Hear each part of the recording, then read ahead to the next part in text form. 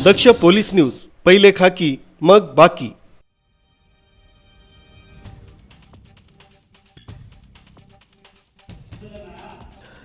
वसईच्या उमेळमान परिसरातून अत्यंत धक्कादायक घटना समोर आली आहे। अवघ्या 19 वर्षाच्या सानिया शोएब खान या नवविवाहितेनं गळफास घेऊन जीवनयात्रा संपवली। केवळ 5 महिन्यांपूर्वी संसार थाटलेल्या सानियानं आत्महत्या का केली असा संतप्त सवाल उपस्थित केला जातोय। सानियानं आत्महत्येपूर्वी भावाला फोन करून आपल्याला सासरी प्रचंड त्रास दिला जात असल्याचं सांगितलं होतं। बहिणीच्या आवाजातील ती भीती आणि वेदना कुटुंबाला काही समजायच्या आतच सासरच्या मंडळींना फोन आला की तुमच्या बहिणीला घेऊन जा।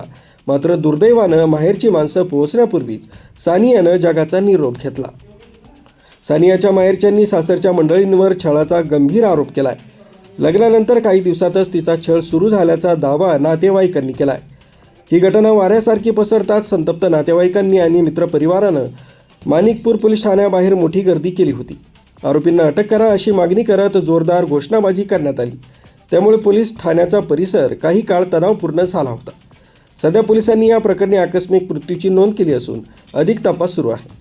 पण प्रश्न उरतो की एका 19 वर्षाच्या मुलीच्या मृत्यूला जबाबदार असणाऱ्या नराधमांना कायदा कधी धडा शिकवणार।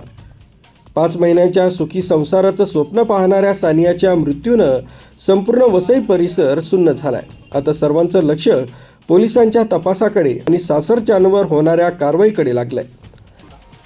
न्यूज ब्युरो, दक्ष पोलीस न्यूज।